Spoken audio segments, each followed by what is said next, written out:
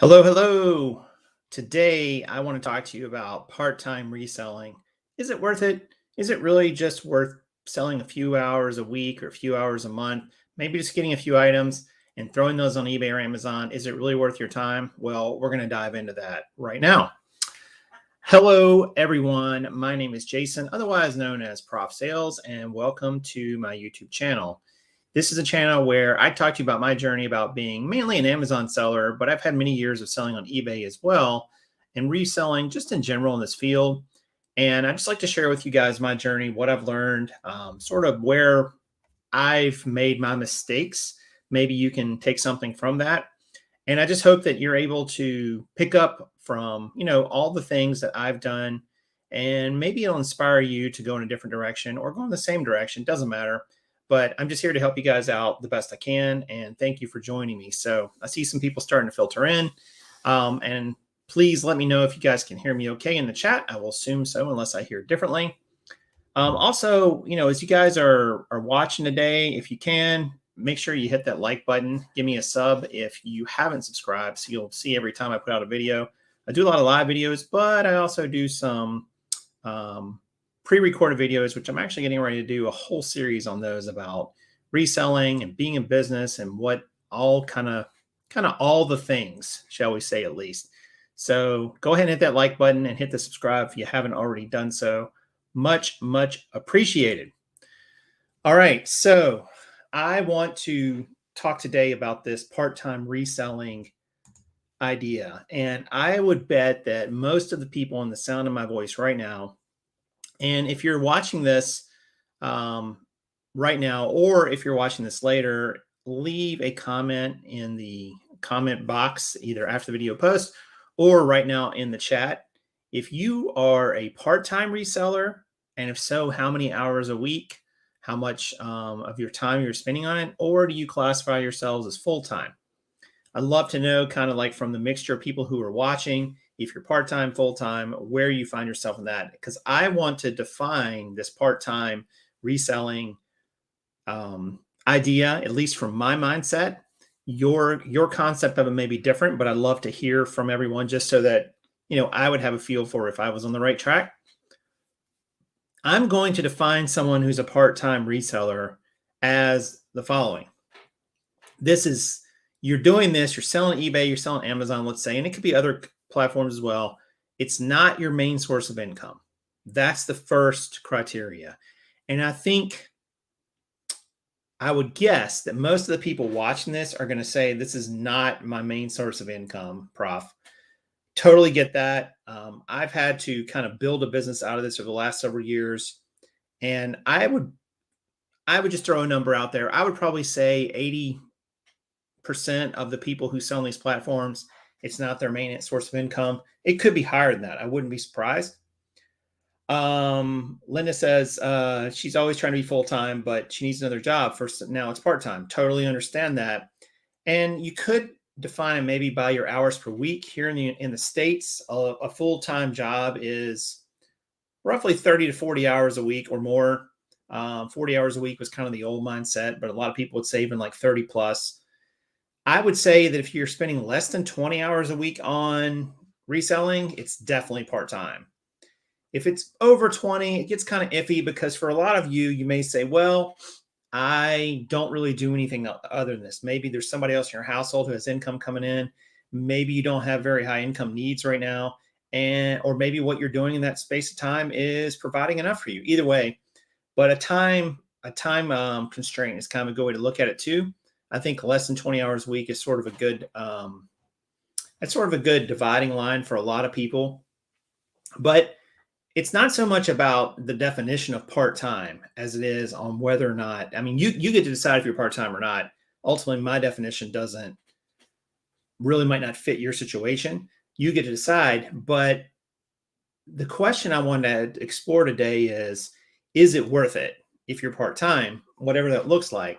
Now, again, I'm going to leave out the people who have very, very low income needs, or they're just selling a few really high dollar items, perhaps, that are just making a killing on. That is not really that's not really indicative of most people who are in this space. Most people in this space are getting, 10 items a week or 20 items a week or 50 items a week or 100 items a week, and they're flipping them on these platforms. And usually for fairly small profits per item, it adds up, but it's not a huge amount. I think that's probably the vast majority of people sort of fit into that sort of framework of, they're going out, they're sourcing, they're listing, they're sending into Amazon, whatever your model is. And then, they're selling, a few items a day, maybe for a little bit of money, maybe not too much, because it is a part-time endeavor. I think there's some real challenges and I want to talk about those for a minute, if you are a part-time reseller. And here's how I would define them. The first one is what economists call opportunity cost. And it just basically means this, the fancy word for saying this. If you're doing one thing, that means you're not doing a whole bunch of other things. I know people say they multitask and yada, yada, but the reality is you can't do but so many things at once. You really can kind of only do one thing at once. So if you're reselling, you can't be doing something else. You can't be, just like if you're working at your job, it's hard to resell. You only have so much time in the day, right? So much time in the week. And there's an opportunity cost to everything you do, because it means you're saying no to hundreds, if not thousands of other things you could be doing instead, right? So there's an opportunity cost when you're part-time, because let's say that your part-time gig on eBay generates $15 an hour in wages. Let's just say you figured out all the math over, a few months, and that's what it's come out to. Well, that means you can't go take a $20 an hour job during those hours you're spending on eBay, right? Which means you're basically losing $5 an hour. Like if you knew you could go out and find a $20 an hour job, or you can continue to sell on eBay for $15 an hour job, or $15 an hour, you would know that you're kind of losing $5 an hour for every hour you spend on eBay, because you could be doing other things. So that's an opportunity cost, right? There might be another opportunity cost in terms of your lifestyle. Maybe you don't want to give up, spending time with your family, or, whatever else you're doing in your life. So that's also a potential cost that you need to consider. So opportunity cost, number one. Number two is scaling is difficult if you're part-time. And what do I mean by that? Well, it's really easy to go out to a yard sale or a bunch of yard sales on the weekend, and you pick up 5 items, maybe 10 items, and you you list them on eBay, and maybe you sell all 10 of them over the next 30 days. Not hard to do, right? You've put in a little bit of time on the weekend, you put in a little bit of time listing, a little bit of time prep and shipping, done. Maybe all in for those 10 items, maybe you're into it for 5 hours, maybe 10 hours, who knows? But the problem with that model is it's hard to scale, because you're not putting much time into this business. You're not going to get a lot out either, for the most part. Now, you could find some home run items and really, really kill it with profit and sales, but that's not what normally happens. I know there's plenty of videos out there and YouTubers who will say, look at this great doodad I found that I sold for $900 on eBay and I paid $2 for it. Okay, it does happen, but it's rare and it's not the norm. And you're not going to find it consistently enough to really build much momentum around it. It's just rare that you're going to find items that great. And then when you do find them, you're going to really remember them and think about them all the rest of your reselling career. Remember that one time I found a $2 item that I sold for $900. But what you forget about is all the $2 items you sold for $10. That was the next 1,000 items you found. So you remember the one that was like this outlier, but everything else is kind of like you forget about, because it's sort of the way we're wired. Like we remember extreme events. So it's hard to scale your business when you're not putting in enough time and energy into it, because you're just not going to find enough items. You're not going to spend enough time building and growing, learning, and it becomes difficult. The third challenge I think you have when you're part-time is, and this speaks to like the business mindset, because even if you're doing this part-time, you're kind of running a business.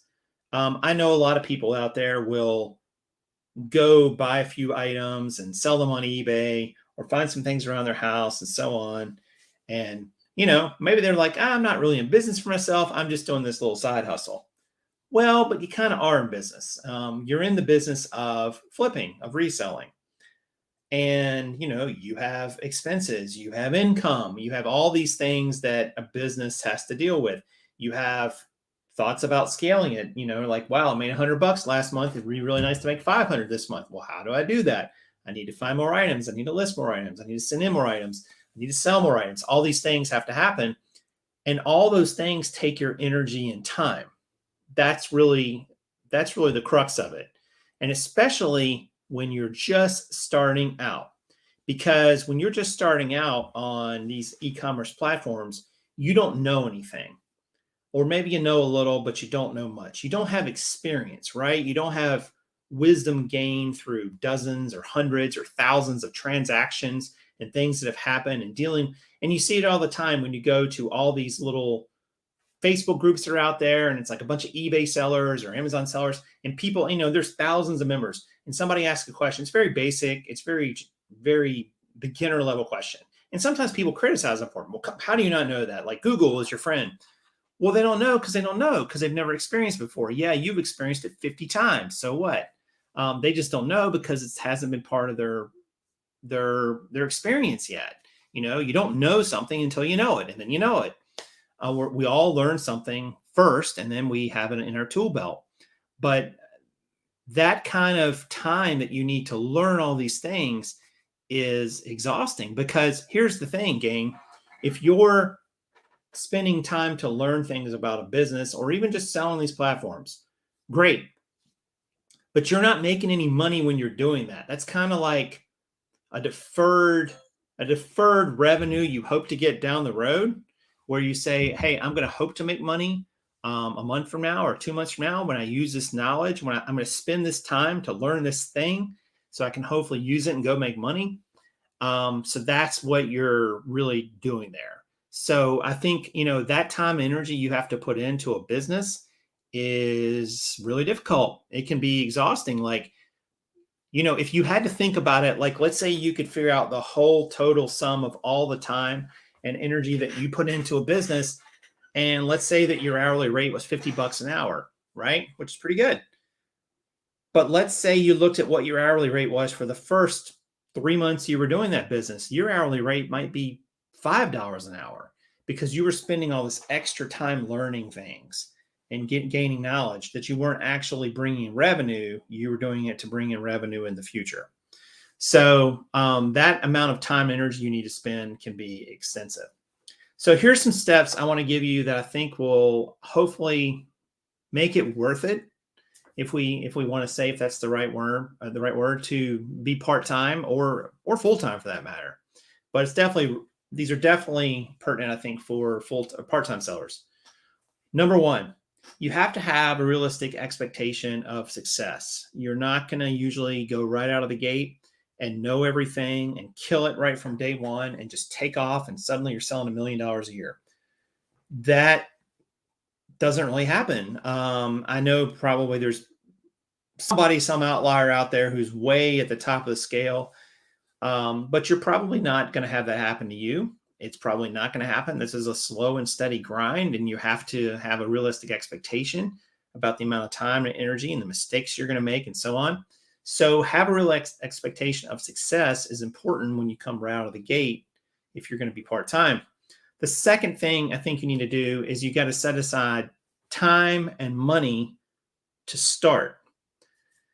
And yes, I put both of those together for a very specific reason. You're going to need to spend the time to learn the business, to learn what you're doing, to learn the platform. No matter what level you're at, you're going to make mistakes, like we just mentioned. And you're going to need time to work through that. You're going to need time to figure out how to handle certain situations. How much shipping should I charge? What's a batch in an inventory lab to send to Amazon? Is this item worth it or not? All these things. And you're also going to need money. That's reality. Like, a lot of people think, I won't say a lot of people, but I have seen people who believe that you can shoestring eBay or Amazon with, I'm going to start out with $10 and multiply it up to whatever. It's possible, but it's very difficult. Because here's the problem. Let's say you started your eBay business and you said, I'm going to spend $50 on these items and selling them. And let's say you go out and you buy five $10 items and you want to sell them for 25 or 30 bucks on eBay each. And let's say you buy those five $10 items, and let's say one of them is defective and you can't return it because you bought it at a garage sale. Nobody's going to take it back. So now you're out 10 bucks. Then let's say of the other two you got, they are not really new. You thought they were new items, but they're used and now they're not worth as much. And maybe you kind of break even on it. And maybe the other two you make, 10 bucks profit on each. So now after you're done, you lost out the $10 on the one. The other two are not new, so maybe you just broke even on those. You basically got your money back. You might have 40 bucks in your pocket. You're already starting out with less than you began with, potentially 40 or 50 bucks, and you really didn't make much traction. You have to have money set aside to say, all right, I took this risk, and it didn't work out great. But that's okay because I know there's going to be other things I can get. I'm going to learn from this. I'm going to learn to check condition better. I'm going to learn to make sure that an item is new. I'm going to learn to make sure that it works. If it's something that's breakable, like you had to set aside those funds, like that first initial batch of money that you put into this, you should probably count on it just being learning lessons. Who was it back in the day? I remember when I used to play a lot of pool, and there were guys in the pool hall who were really, really good players. And frequently someone would go up to them and ask if they would give them lessons. And they said, sure, it's 10 bucks a game or 20 bucks a game. And the lesson was going to be watching them beat you. You have to kind of pay for your lessons with this. And sometimes paying for your lesson is like you literally put in money and you get nothing back. And that's just the way it goes. So you have to have money set aside as well as the time to deal with this. Number 3 is learn from your mistakes so you don't repeat them. I know that a lot of people out there think you can learn everything from other people's mistakes. I think you can learn some things, but I think there are other things that you can only learn from your own mistakes. And I think your own mistakes probably are far better teachers than other people's mistakes because you made them. You understood what it was you were thinking and what your thought process was and how you thought everything was going to go. And then it blew up in your face. And afterwards, that's memorable. Like when someone else makes a mistake, I read the story, I read the post, I think about it for a moment or two, and then it's out of my brain. If I make the mistake, wow, I'm going to remember that for maybe forever, depending on how big the mistake is and what it was. So I think you have to learn from your own mistakes. Number 4 is track your progress and milestones. This one's really important. And I am not always the best at doing this, to be perfectly candid, but I think it's a great tool. You should set milestones for yourself, even if you're part-time, and say, all right, what would that look like? So by the end of this week, I'm going to have gone to 3 thrift stores in my town. Maybe you do them all the same day. Maybe you do them on a couple separate days. And then maybe another milestone is I'm going to have listed 10 items by the end of next week. I don't like to set sales goals as milestones because sales goals, you don't have total control over that, especially when you're first starting out. But you do have control over how many items you buy, how many times you go out sourcing, how many listings you put up. Like you have control over those things. Those are great milestones. I want to have 500 items listed by the end of the year. Whatever the goal is, or make it and scale it down to whatever level you're at. But that's encouraging. Keep track of them and mark them off when you get them, because that's encouraging to you. That's like proof of concept.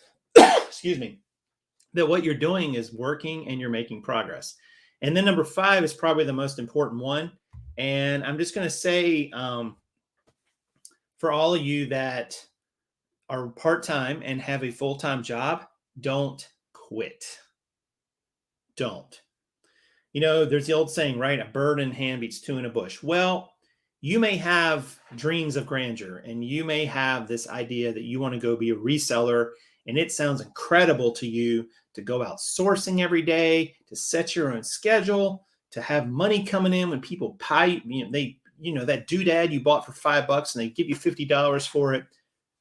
It is incredible when all that happens. Those are all great things, but there's also the downsides. And the downsides are what we just talked about to some degree.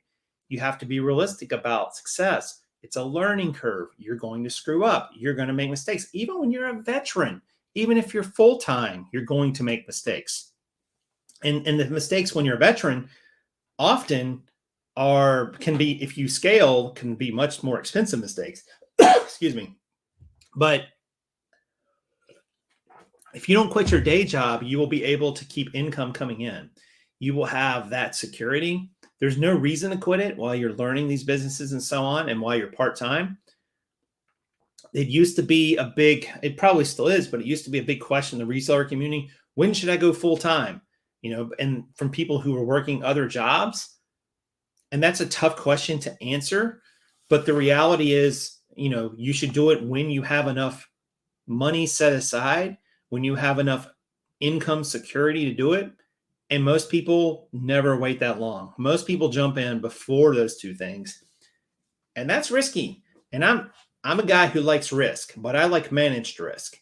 And if you have a good full-time gig that is supplying everything you need, and you can resell part-time on eBay, Amazon, do that until you learn. Do that, because I'm going to tell you, everything when you're self-employed is much more expensive.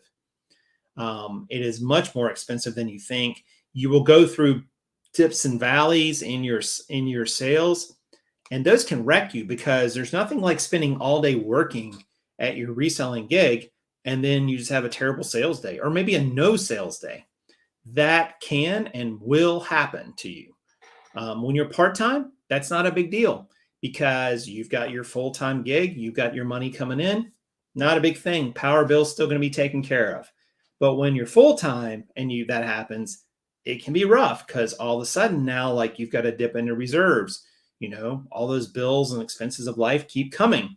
Especially this year, they're coming at an even faster rate with our wonderful inflation we're having. But you really have to stop and think twice before you quit your day job on all these.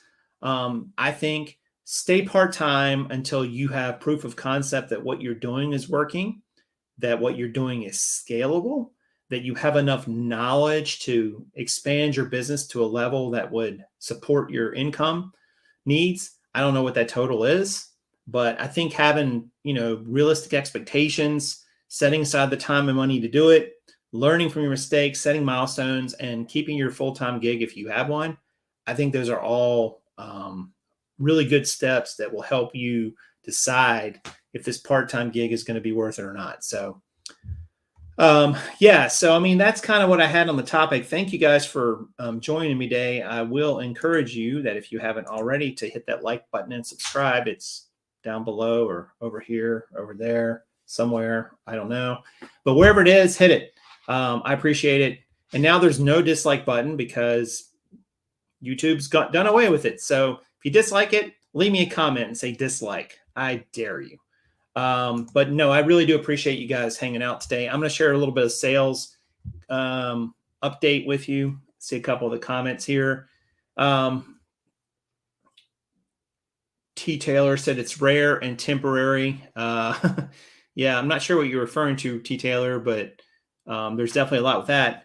Mr. Sadie is in the house. Yes to the question at hand. Yeah, I know, right? Scott, I've been selling on eBay for 5 years. Let me show that one. And I see new way things can go wrong way too frequently. You're so right about having money saved and not quitting your job too quickly. Yeah, Scott, thanks for that. I appreciate it. I really wish I hadn't, or I really wish I'd had a full-time gig during parts of this journey that I've had. It would have made something so easier. One of the things I did not really talk about in the 5 tips to make this worth it is, even when you set aside money to start your business, you're also going to need to have money set aside to live if you become full-time or part-time. Anything that you're deferring your opportunity for in other areas, because, if you keep draining all the money out of your business, let's say you're making $3,000 profit a month, just to throw that out there. And let's say your money needs are $2,000 a month. Like that's all you need to survive on. Like you live in a pretty reasonable place and whatever. that is going to take a long time to grow that business. And that's going to take a long time to transition from part-time to full-time. And I would say if you're selling part-time and you got a job that's paying you $2,000 a month and you got a part-time gig that's paying you $1,000 a month, and you might think, well, I'm going to quit my job and expand this part-time gig and make all 3,000. Not impossible, but hard. Like when you say to yourself, I'm going to 3x what I'm already doing, that sounds really easy on paper. It is not as easy in practice. And most people fail at it for a whole variety of reasons. And I'm not saying that to dissuade anybody from doing it. I'm just letting you know you need to think long and hard about that. Like the math tells you whether or not it will work. It's not a matter of just saying, oh, I can just do that easily. I can just 3x my business or 10x my business. Not so easy as you would think, especially when you start depending on your business to live on, to provide all your living expenses. So definitely something to consider. Boomer says, thanks, man. I like this from Art Cassette World. I have everything except more than 24 hours a day. So true. There's so many times you need more than 24 hours a day and you just don't have it. I totally agree with that. I'm going to share too a couple some business sales to date and so on with you guys. It's the middle of November, so it's not a bad time to to kind of check in on sales and so on. So I thought I would share my some of my Amazon sales so far. So this is where I'm at on Amazon month to date through the 16th. And it's been a good month so far. Down here you can see some different graphs. The blue graph right here is this month so far, and then the orange or the red is last month's sales. So we're about right here, so pretty close. And then last year's is this yellow, and you can see it jumps way up here at Black Friday for Thanksgiving. Let's hope it does that again this year. But no, it's been okay. I like this average sales per order that I have right now at $38.60. I want to continue to keep pushing that towards 40, maybe even 45. I've sold $5,600 worth this month, which is okay. I'm actually a little behind last month's October total. And that's because, unfortunately, Kaaren and we had some medical stuff that went on and kind of had to take some time off for not a week, but it took a good chunk of time. And it kind of sets back on sourcing. I got behind in like some OA buying. I'm just now starting to catch up a bit. I had to go do some RA to get it back on track and so on. But I mean, this is okay. I've sold 148 units, which I guess is okay. I'm going to stop sharing this for a minute so I can show you this other screen that I have on here. I like this screen kind of a lot better in a lot of ways because I like to kind of see how I'm scaling up. And so let me see if I can share this one. So in this screen, you can see, I'm actually going to make this full screen for you guys. So in this screen, you can see this is going back to October 15th. And this is basically the last 30 days of sales. Sorry, it's a little wonky to do this. And you can see I was doing, pretty good days here, 295, 529, 427, 453, some 700s, a 970 right here. Almost hit that $1,000 mark. Still haven't quite done it. And then it's dropped off a little bit for, this period of time through here at 531, 385, 714, and so on and so forth. So I've sold about 13,000 in the last 30 days, basically, since October 15th. And the average sale has been around 42, which is pretty good. But this month, this calendar month, it's been a little lower. The average selling price has been kind of all over the place, but it was a little bit more in the 30s and 40s, and then it kind of bumped up here. And then lately it's sort of bumped back down again. Again, it really is based on what you're sourcing and so on. And are you really sourcing items that really kind of hit a higher ASP? That's one of the things I've been really trying to focus on. And my average offer count has been in the 300s. Amazon has upped my inventory limits. I was at 1,000. They upped me to 1,300, and now I think they've upped me to 3,000. I'm going to be perfectly honest with you. If you're an Amazon seller, you know a lot about this issue about inventory limits. are you going to are you going to are same things? Are you going to be able to send enough units or not? And with Amazon, it just becomes so hard to buy enough. Like I would love to have 3,000 units in Amazon right now. I would be crushing it. I would be almost 10xing these numbers. I mean, I would be having like, theoretically a 100K month.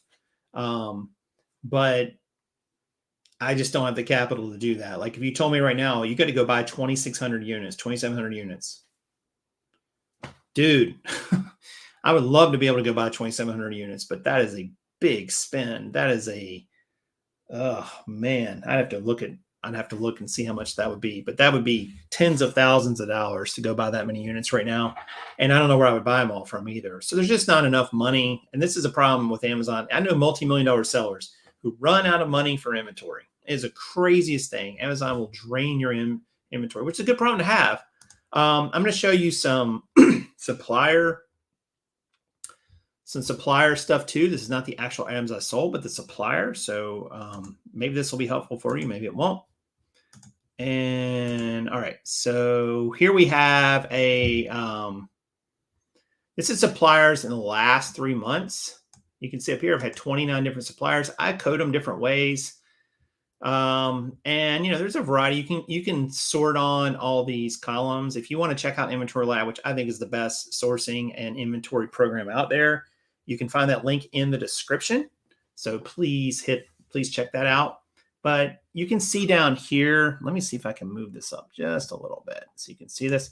All right, so you can see down here my revenue in the last 3 months so far has been 25K, which is about a little over 8K a month.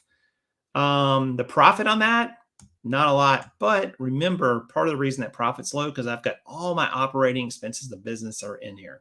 Every single one of them, including the salary I pay myself. And this goes back to another issue. Do you want to have a lot of profit in your business? And the answer is no, because if you have a lot of profit showing on paper in your business, you're going to owe taxes. You kind of want to run your business cash poor. You want to kind of spend everything through it so you don't have any tax liability, which is basically what I'm trying to do through my expenses and all these other things. But you can see through here all these different revenue sources. I'm going to sort this by percentage of revenue. Wow, it's taken a while to sort for some reason. I don't know why. You'd think it's just a simple sort. Oh, there we go. And so my OA buying, which now I just code as Jason OA, you can see down here, is the majority of my revenue. It's been 39.43%. But the ROI is not as high, guys. And that's a pretty normal ROI from what I understand for OA buying. About 24%. That's not bad. I know that probably seems low to some of you. But the reality is OA buying is not as high as say RA. You can see here, which has only been 53% ROI, which is great. So for every $1,000 I put in, I'm going to get back $530 of profit. That's the way to look at it. But I'm going to tell you there's another way to look at it too. And that way to look at it is RA buying is expensive. Why is RA buying expensive? Because while the items cost less, you have to go get it, which means you've got to drive around. Sometimes you got to drive overnight to places and spend the night out of town. And that's something I'm finding myself I have to do. And Kaaren and I had this, I was having this discussion with her the other day where I said, I don't know why this won't look any better. Maybe it'll look like this. Here we go. Well, I said the other day that, I can buy an OA list for $100 a month and get a whole bunch and get 200 leads from it and buy quite a few of them for online arbitrage. Or I can go spend one night in a hotel and it's more than $100 potentially, right? It's expensive if you start driving out places. And I'm not going to get as many items I would have got off the OA list. Plus I'm spending some gas, wear and tear on the car and all that. Mixed bag, guys, right? It's a mixed bag. So RA is more profit, for sure, a better ROI. You can see like my buy cost for that RA was much lower, $1,300 versus the online cost was $5,200. That's quite a big difference, like 3X, a little more than 3X. But to get this OA, all I had to do was sit here and click a few buttons. I don't know. I mean, you decide which one you think is better. And all these up here, a lot of these were I was coding the way I did things differently back in the day. Um, so I was coding like very specific locations. Now I'm not really doing that. I'm just some of these are OA numbers up here too, and they probably actually need to be changed. But it's kind of tricky sometimes to change a supplier in Inventory Lab. And sometimes it creates issues. So I'm just leaving them for the moment. I'm not going to really worry about them. So, overall $25,000 in only one of those months is Q4, which is October. I'm definitely on track for 100K over the next 12 months, starting with 3 months ago, October, September, and August, which is really August is really when I kind of started doing all this again. So it's going to be pretty accurate. So I definitely think I can make over 100K in revenue this year. 99 units refunded. That's a pretty big number. I don't know about you guys. I think that's a big number. But it is what it is when you sell clothing. I don't know that it would be as high as you were selling these clothing on eBay. I'm going to stop sharing that for a minute because it's acting kind of funny. So yeah, I mean, one other thing I was going to share with you guys. Let's see if I can find it.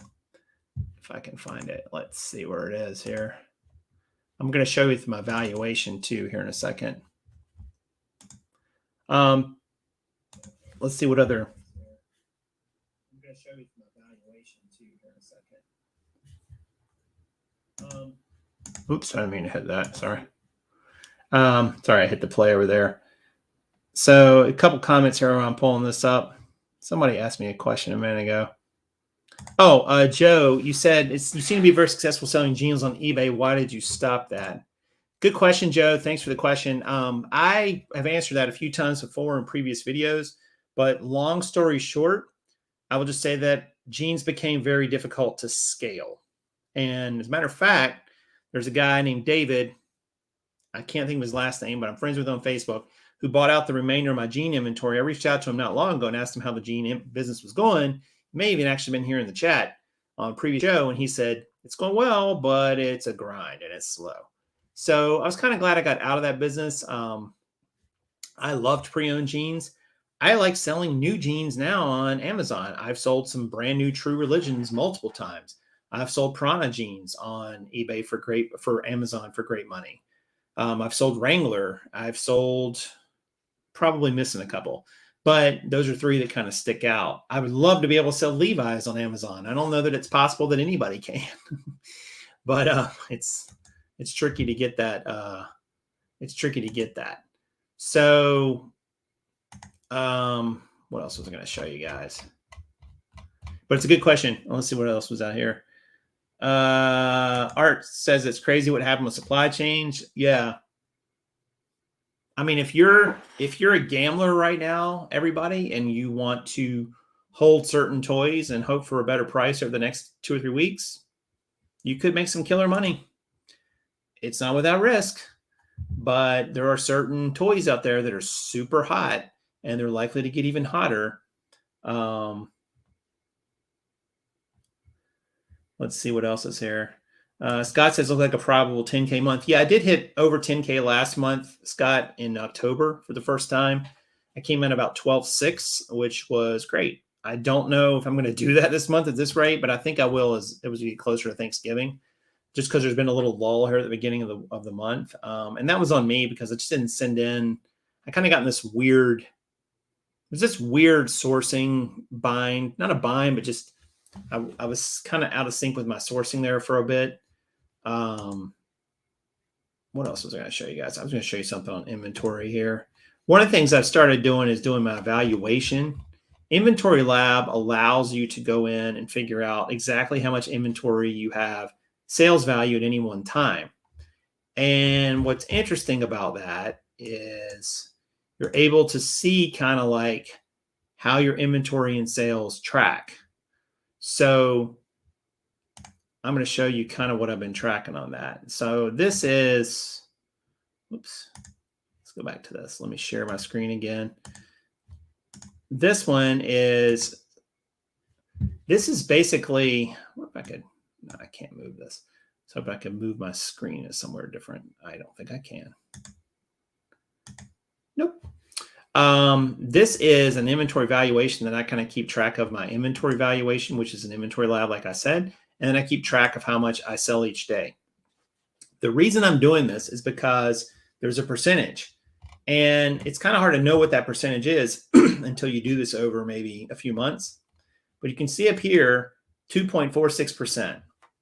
But that's probably not the real number I want to be looking at. I kind of want to look at, when I kind of started going back into OA. So I'm going to go right here, and I'm going to scroll down to here, and I'm going to go over here and look at the totals. So you see here, the average is 3.86%. I don't know if you guys might not be able to see that. Let me pull that up to here. Here you go. So you can see right here, 3.86%. So since September, I'm selling 3.86% of all the sales value I have on average at Amazon each day, which is a crazy number to think about. So if you put that on, let's see, 3.86 times 30, you theoretically could be selling through your whole inventory in a month, less than a month, of your sales value. But it never really works out that way because you're always sending stuff in, things get sold and refunds come back and things like that. So it never really is quite that great, but it lets you know that, like, if you send in $1,000 worth of items worth of inventory value, you're likely to sell that out, $38 a day, roughly, in this time of year. Each day, you're going to sell about $38 of that. So it allows you to kind of get, a better inventory valuation. And my highest inventory valuation, I think, was probably around here, 12,853. So I haven't really gotten that high of a number yet, gang. I would love to kind of get this number up to around 20K and see what this over here really looks like. And to do that, I'm probably going to have to add, that's another 8,000 on top. That's like 67% more units, 2/3 more units. It's a lot. That's like adding another 200, or probably, actually, it's probably adding more than that. It's probably like 300 some units that I got to be averaging. It's a lot to add. So I'm kind of considering, do I really just want to go gangbusters and really try to send in a ton of crap over these next 3 or 4 weeks? I mean, that's the play, right? It's fourth quarter, send it in. We had the saying when I worked for Gap many years ago, and we would get in just a ton of inventory at the end of the year, like for November and December, but it's when people came and bought, right? You did like 40% of your sales in those 2 months. And it felt like, you would get too much in your store, like you had too much, you're bursting the seams. I remember when I worked at the Gap at Concord Mills, for any of you who've been there before, in near Charlotte, and we would have like 100,000 items in stock in November, which is a lot of pieces of clothing. Like, I think that was like a 10,000 square foot store. So that's a lot, and, our saying was stack it high and let it fly. And it did.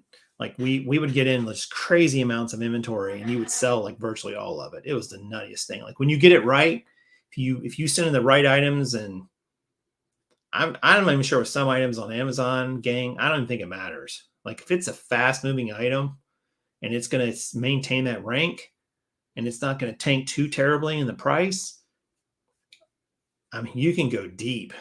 I mean, I was one of my friends in one of my seller groups, he was talking about how I think he went like 700 deep in a toy for Amazon for Q4. And I mean, he sold most of them already, which is crazy, 700 deep in one SKU. And you have to know what you're doing to do that, because you don't want to make a big, huge, terrible buy there and all of a sudden, like, you get burned terribly. But I mean, that's the power of Amazon and some of these platforms. I'm not sure you could do that on eBay. Maybe if somebody's if you've got experience, if you're in the chat or you're watching this later and you've ever gone really deep on an item on eBay, let me know. I'd like to hear what that was and what your experience was, because I've never heard of too many people buying 700 of one unit to sell it on eBay. I mean, it's the exact same unit, no different color or model or anything. Like, it's the same thing, and hoping to flip it out within a couple weeks or so. Like, I think that's an Amazon thing, and even if you're just making a little bit of profit on it, you're still killing. I think he made pretty good profit on it. I don't know if he made double digits, like $10 of profit. He might have actually. He might have made more than that now that I think about it. And they were just gone. So it's crazy what you can do when you get this right. But I'm still learning like how to get. I'm still selling about 10 items a day on Amazon, roughly, which is okay. But I feel like it could be much better if I knew what the hell I was doing, for lack of a better word. But yeah, so that's where I'm at. I'm not unhappy about my results. I was going to show you this one too. This was one more screen share here. This was my sales from basically July 1st of this year, just in sort of a graph form. So I think it kind of indicates, I'm definitely making some progress. You can see back here in July that I was, selling, a couple $100. There's a $374 day. There's a $100 day. There's a bigger day, 476, but then I come back and have a $65 day. And I kind of did that until I really started hitting this OA buying and RA buying. And you can see how it's just been a gradual climb up, right? I've had a couple low days, but even the low days are like, here's a low day at $220. Here's one at 108. It's been one of the lower ones, 133.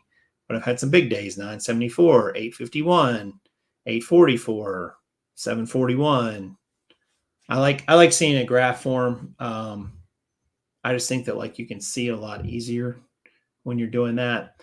But I mean, this is kind of proof of concept. I need to actually update this. This is only going through the 10th. But just kind of seeing it graphically, you can sort of see the progress. So I've been pretty happy with it overall. Mark says, I think those military surplus sellers go really deep on items. That's interesting. Military surplus clothing. I had no idea that was a thing that you would go that deep on it. But I guess if people need it, just like anything else. But yeah, I'd be kind of curious to hear what on eBay it's gone like that. But I mean, what about you guys? Like, what is your Q4 looking like? I know some of you are part-time. Are you making any special plans for Q4 sourcing on eBay or Amazon if you're a part-time seller versus maybe if you're more full-time? What has been your strategy? I like hearing other people's strategies, and I'm going to tell you the reason why. It's not the reason you would think. It's not because I want to copy your strategy. Actually, it's so I can avoid your strategy. That sounds terrible, but it's true. It's true because I hear other people's models, and it's not because I think that their model won't work, although sometimes that's the case. It's more that I just think, wow, that's what they're doing to achieve that. They have to do this and this and this and this. Yeah, I don't want to do that. That sounds awful. So I think that hearing other people's models and how they're running their business is super helpful. It's super insightful. And that's one of the things Kaaren and I've been talking about with the channel, is doing some more interviews with people to have, to hear other people's approach and so on. Cause I got a lot of value out of that. I always found that interesting to sort of dig into people's strategies and numbers and how they were doing it. Not so much every little tactic, if you're a shoe seller, I understand you're buying pre-owned shoes, you're cleaning them up, you put them on eBay, you sell them. But, how are you finding them? What are sort of the pitfalls? How do you figure out color and size variations that will sell well versus ones that won't? Like, those sorts of questions are interesting to me. But I just think a lot of questions, a lot of people's models just wouldn't fit my mindset or my situation. And I think that's true for a lot of people. Sadie says, same as Q1, 2, and 3, been part-time for over 20 years. Yeah, so that's an interesting comment, Mr. Sadie, because even though you're saying you're part-time for over 20 years, you have a full-time knowledge after 20 years for sure. Like, you've seen a lot of different things come and go. So that's one of those things where when you're part-time, maybe in the amount of time, but because you have such knowledge, you make decisions that probably give you a full-time income from it. So because you've got experience, you've got knowledge, and you don't have to reinvent the wheel every year. You're like, nope, this will work. This makes sense. Buy this much, do this, do that. So that's a good way to kind of get a full-time income out of a part-time effort. But again, that's taking you probably some time to get there. Scott says, trying to list like crazy and knock down my death pile for some Q4 sales. Yeah, I have the same thing. If you see all these Echo shoes, if anybody wants the Echo shoes, I'll give you a good deal. I've got, they're mainly men's. So if you want men's Echo shoes, maybe just for yourself, I wouldn't even mind selling them for what I paid for them at this point, just to get them gone. Don't lose anything on shipping. But yeah, that brand went restricted, and on Amazon, I had to get them all shipped back to me. I went to this great Echo outlet in Myrtle Beach, and they had a sale, 60% off. Yes. And then I sent them all in, and about the time they were getting ready to hit the warehouse, the brand got restricted. So I'm like, send them all back to me. They're great shoes. Echo's a little bit higher end brand, so there's some great shoes. But anyway, if anybody wants any, I'll make you a good deal. Mark says he bought 200 of the same pants, and plus he has others of the same in the hundreds inventory. Yeah, that's interesting, Mark, because so what appeals to me about your approach, like I would actually consider that approach. I said I wouldn't consider most, but I would consider Mark's, because let's say you have 500 pants, that are all virtually the same. Well, here's the thing. Storing those, it's exactly the same to store one as it is to store 500. You just need 500 times the space. It's exactly the same process for photographs. And you probably don't have to photograph all of them. You just got to photograph one, of like the color and size you need, and then move on.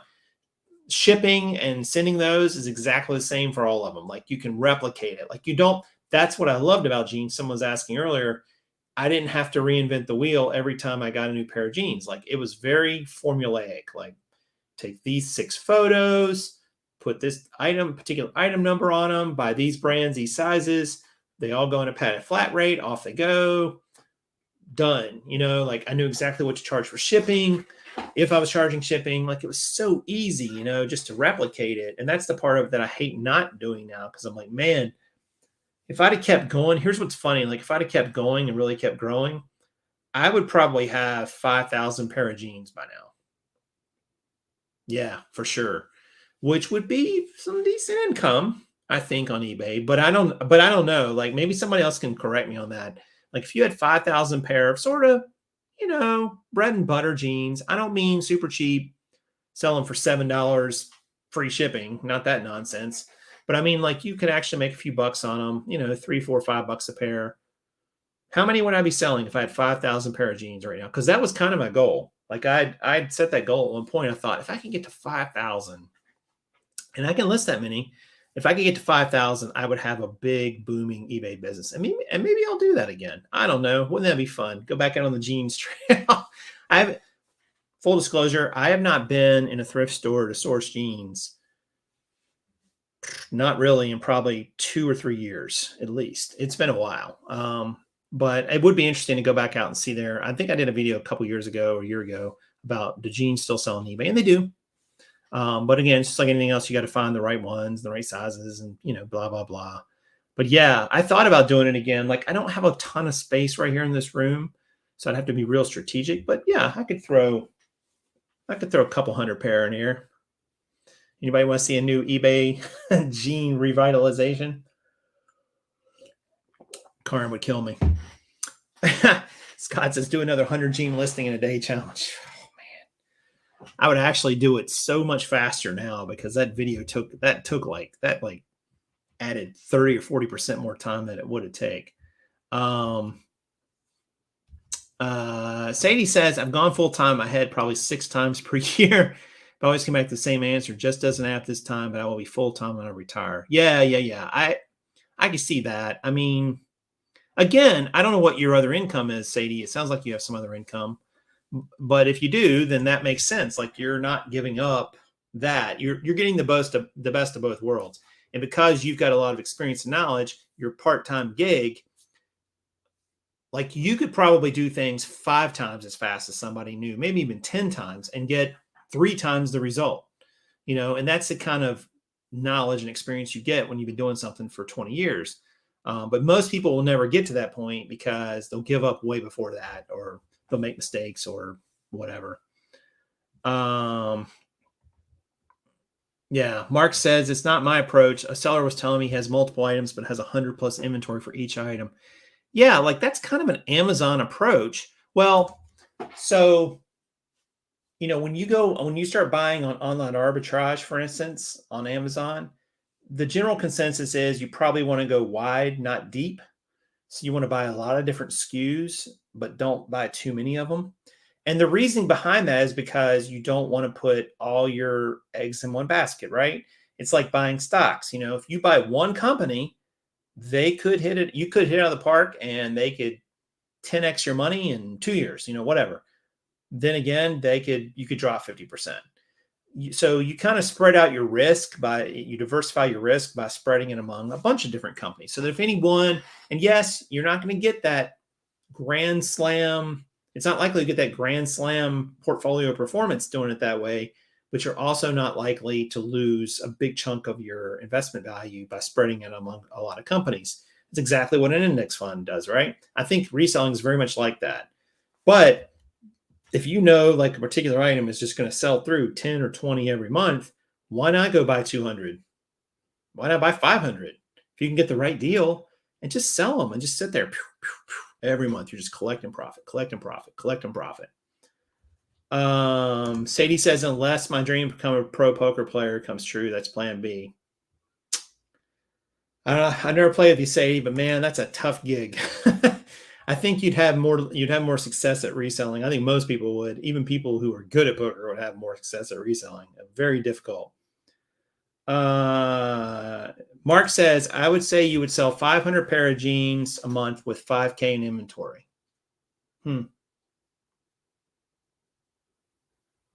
So 500 pair of jeans, what am I making? $3 a pair? $4 a pair? Am I making $5 a pair? $5 a pair, I probably start getting interested. If you could tell me I can net $2,500 a month off of those 500 jeans, I would probably be interested in doing that. But I'd like to hear if that's even possible now. I don't know. It's been so long since I've been in them. eBay Addicts, what is up, eBay Addicts? I agree with the idea of having a multi-quantity listing. I have a listing on eBay that's selling for $20 each. I have 600 of them. Man, you go. I have 600 of them in stock for a sale, which adds up to 12,000 in gross sales. Yeah, and so here's a question for you, eBay, and this is always a question I have this. How long will it take you to sell those 600? Because this is an idea, this is a question that comes up often, like people talk about, and it sounds like you've probably figured out that it's worth it to have them that many in stock. But you wouldn't go buy 1,000 of an item that would take you 20 years to sell them all. Like, it doesn't make sense. Like, you could sell a bunch of other items many times over in those 20 years and make more overall profit. Even if the 1,000 item lot was making killer profit, it just takes you too long. So it becomes there's this math equation you do in your head. Like, well, is it worth having this many that they'll sell in a reasonable amount of time? I can get my money back out. Does that make sense? And I don't know what the right answer is to that. The right answer for me now is like, well, you can see with my inventory valuation numbers, like I can turn my inventory once a month on Amazon, which is insane. It's truly insane. Like it kind of does. It kind of is insane. Now, I don't know if it'll be like that all year long, but I guess it's a good problem to have to run out of stuff. Mark says I can make $5 a pair with jeans. 5,000 jeans and I sell 500 of them and I make $2,500 at least net profit. I don't know. What do you guys think? Put in the comments or the chat if you think that's worth it. Would it be worth going to get 5,000 pair of jeans, which that's going to cost me what? 20-some $1,000 maybe? $5 would probably be right at the high end, right? I probably could get some cheaper than that if I really started looking into bulk and Gaylords and crap like that, thrift store overstocks, stuff like that. But let's say even if it's $5 is kind of the high end. That would be 25K. So you go spend $25,000 and you got to replenish each month, but what you're selling is going to replenish it. So that doesn't matter. And you're going to net $2,500 on it, 10% a month. That's pretty strong return. Like every 7 months, roughly, you would double your initial investment, which is a killer return. That's true. Mark says you can get them for $1. Well, if you get them for $1, it's a no-brainer. Like I just, all right, I'm done. I'm going to get my 5,000 pair of jeans. I don't know where I'd put 5,000 pair of jeans is the only thing. I would have to probably rent a space, but it'd be worth it. Go rent a space and throw some shelves up. And I had 1,200 in that little, I had 1,200 pair, I think, which was around my cap. I had 1,200 pair in that 10 by 10 bedroom that we had 5 years ago in the house we were in. And it fit easily. Like I could have fit some more in there. I think I could have gotten up to I figured I could get up to about 1,400 or 1,500 in that room. And I thought, well, if I keep going, yeah. So, I mean, wow, 5,000 pair of jeans that I spent $5,000 for. So you must be talking about like the bins or something like that, Mark, or else buying them in bulk and make $5 on each one. List them all. Take one crappy ass photo. That was part of our challenge. We actually did pretty good. We were able to list about 10 pair an hour between the two of us, which I thought was pretty good. I mean, it's two people. Kaaren was quality control and taking photos. I was doing the listing and putting it in inventory. And I'm sure if I had been a little bit better about creating templates, and maybe eBay is even better about that now, I could probably do it even faster than that. So you got to go get them listed, whatever. It doesn't take crazy long time. Throw your photos in there, and boom, you're done. Net $2,500 a month, which is, what does that work out to? 30 grand a year on a $5,000 investment. 30 grand plus you got your, I don't know if you're talking about your operating expenses coming out of that. Not Mark, probably not. But even that, 30,000 grand, even if you only net like 24, it's still $2,000 a month. It's not bad. I mean, that's a good part-time gig, right?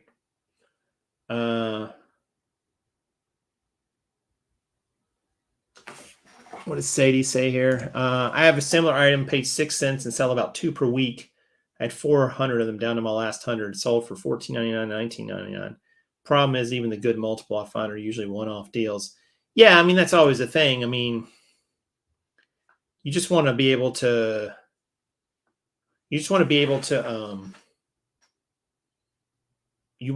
replicate your business model, right? I mean, that's what this game is really about. Like you wouldn't open a restaurant and you sold this special type of hamburger that came from the special type of cow that there's only 100 of them in the world. Well, what happens when those 100 cows are dead? Now you can no longer sell that hamburger and your whole business model is done. And you think, well, I'll go find another different special cow that will be, I mean, maybe you will, but as a business model, that's not very repeatable. It's not, you can't replicate that. And so what you're going to find probably is that you all of a sudden you wake up one day and you have nowhere to get inventory. And now your business is in real trouble because you're out of inventory and you got demand, you got customers, and you can't provide it. And it's the same thing on eBay too. You don't feel it the same because you think, well, if I don't go buy anything this week and I don't list anything this week, it doesn't really matter. Well, yeah, it does matter because one, you're losing momentum, and two, now that time has passed in your life and you didn't maximize your opportunities by going and buying items and listing them and making revenue, making profit. It's gone. Like you can't get that time back. It's done. It's over. So you kind of do lose. There's an opportunity cost to not continuing your business at the rate you were. That's why I do like the wide approach with online arbitrage or retail arbitrage, buying a bunch of different things. You can't really replicate a lot of these business models, and eBay is famous for that. But that's why we did like jeans, because we figured there are so many jeans out there. So most people have multiple pair of jeans. They're iconic. They're they're iconic to many different countries, and men and women wear them. There's lots of different ones that can work. There's not just one that works. Um, yeah, and so I think that's one of the reasons we really love that business model. The problem was getting enough jeans coming to us, and I don't know that we wanted to take the next step and say we want to be in business with some sort of oversupply company or a chain of thrift stores and just really have hundreds, if not thousands, of pairs of jeans washing through our. Like we would have had to hire people. Like we really would have had to gone after it. We could do it. We could do it now. Actually, we're in the position to do it financially. We could do it, but it felt more like a job than it felt like a business. And I didn't really see. I see now how I could get myself out of it. Like to me, something's not a business unless you can get yourself out of it. And what I mean by that is you don't have a business if, to me, if there's not a way for you to get to outsource yourself because you have a job. Because if you stop, it ends. You don't get paid. And that's a job. You know, you don't go to work, you don't get paid. They fire you. You don't get money. If your business is not like that, if your business requires totally on you, you basically have a job. And you can call it a business, and it is to some degree, but it's also a job in the sense that you are never going to be able to get out of it. And I didn't want a job. Like that's, what I left. I left jobs because I wanted to work for myself. And I thought I'm going to develop a business, but I'm also going to develop one that I can take myself out of, which is one good thing about Amazon. You can definitely outsource buying and prepping and shipping, for instance. You definitely can do it. You're going to make a little bit less money, but you're also going to spend a lot less time. And I'm like, well, why are you doing this for? Do you want to do this business just so you can spend all this time in it? Or are you doing it so that you can spend time with other people and doing the things that you love? I thought that was the reason to get into business. Some people get into business, they just, the Elon Musk of the world, they want to devote all their time to business. I respect that. It's just not the right path for me. So it's whatever you decide you really want to do. Scott says jeans and Goodwill and Cali run 7 to 15 per pair. Scott, I love you, man. I'm just going to give you a hard truth here. California is expensive as all get out. You need to move. It's a nice state in a lot of ways. It really is. But good Lord, it is way too crazy expensive out there. $15 a pair is just, that doesn't make sense. Better off making a special sauce that you can make over and over to put on that cow. Agreed. And then also Sadie says, I like being able to pick and choose my deals, and being part-time gives me way more ability. I enjoy selling so much. I'm kind of scared of ruining it if I go full-time. Yeah, you're not wrong there.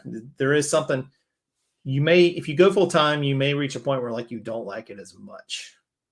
And that goes back to the heart of this entire video is like, I wasn't with the title of this video, I wasn't trying to make the point that, well, if you don't do this full time, it's never going to be worth it. I'm not saying that at all. I'm asking the question, if you are doing it part-time, is it worth it? And it kind of comes back to, well, what do you want out of this? What are your expectations? How much are you putting into it? How much are you willing to put into it? When you're full-time, you can devote a lot of time and energy into that startup phase where you have to learn things and make a few mistakes. When you're part-time, those things get stretched out over a much longer time frame. And so sometimes they get stretched out such a long time frame that some people just quit and say, it's not worth me doing these things anymore. I don't want to have to keep learning all these lessons, especially like if you're a small seller, or not even a small seller, let's say you're just very part-time, maybe you're selling one item a day on eBay, you're selling 30 items a month, and you're like, you're cooking along there, and it's a few weeks in, a month in, 2 months, and then all of a sudden you get a negative feedback. That's a bogus feedback. And you've only got 10 feedback on the entire platform, and now one of them is negative. It crushes you somewhat, like it can crush your reason for doing this and part of the reason it's crushing is because you have such a small sample that when, again, like one thing sticks out because it's really bad in this case, it colors the entire opinion you have of selling on that platform. Like everything you start viewing through that lens. And that's difficult for a lot of people. That was difficult for me when I started out. When I started out on Amazon, for instance, early on, I screwed up. I sent somebody a guide, a book of all things, and it was a guide on wildlife, like in national parks. I don't remember exactly what it was. And I sent them the guide, but I sent them the wrong guide. I had two guides. One was like of animals and one was like birds. I sent them the birds one. It should have been the animals or vice versa. And the feedback they gave back, which was very negative, said something along the lines of, I was going on a trip and I was hoping to use this guide to spot the animals that were there, and now I cannot. So they gave me a negative feedback, and it kind of crushed me. I was like, damn, man, that's harsh. It's accurate, but it's harsh. So I bought him another guide and shipped it to him. And I think they got it in time, but it was close, and so it was kind of like a bad experience. And but that kind of really impacted me because I thought, man, this person was going on a trip, and one of the things they really wanted, which I can totally respect, was to really be able to identify wildlife. Like I like doing that when I go somewhere, a natural place. And now this person couldn't do it because I screwed up and sent them the wrong thing. So, you know, you have to kind of look at that when you're part-time, that, when you start getting results, good and bad, they're going to be magnified from the fact that you're part-time, you're not doing as much, and it's going to seem much bigger of a problem or much bigger of a success than it really is. So, all right, guys. Well, listen, that's going to do it for today. I really appreciate you all hanging out with me. Please leave me a comment down below if you haven't already, and hit that like button before you head out of the room. I will be back here before too long. Like I said, I'm putting together a pretty cool kind of reseller academy sort of thing. I'm going to put together a whole bunch of topics about business and so on, some things I've learned. I hope it'll be helpful. But I will see all you real soon. And hey, going old school here for a minute. This is Prof Sales saying good sales.